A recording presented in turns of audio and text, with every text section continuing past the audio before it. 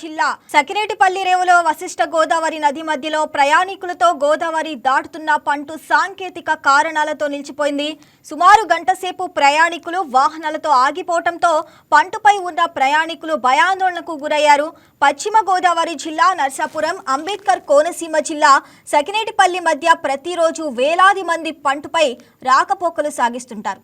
ఆదివారం ఉదయం నర్సాపురం నుంచి సకినేటిపల్లి రేవుకు వస్తున్న పంటు సాంకేతిక సమస్యలతో సుమారు అరగంటకు పైగా గోదావరి మధ్యలోనే నిలిచిపోయింది.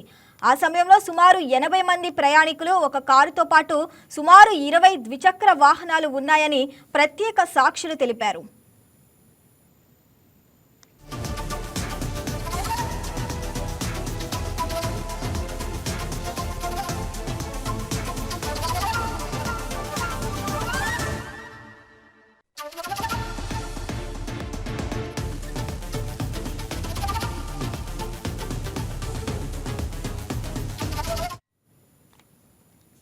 పంటులో ఇంజన్ మొరాయించడంతో పంటు నది మధ్యలో నిలిచిపోయింది.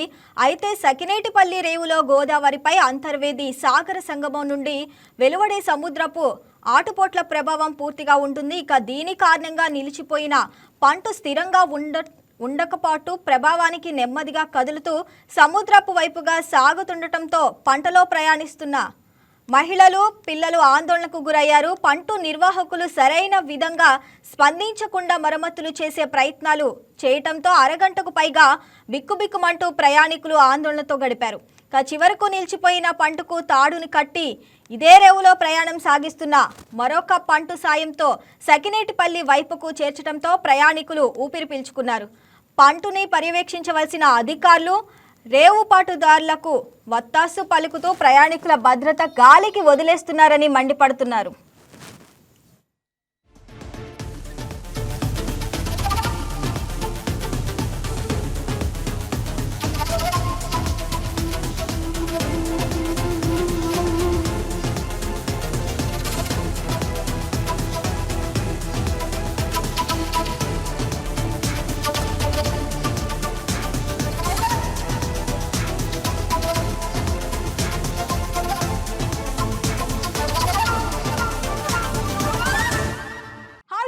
ఈ వీడియో మీకు నచ్చినట్లయితే లైక్ కొట్టి షేర్ చేసి వైకే టీవీని సబ్స్క్రైబ్ చేసుకోండి.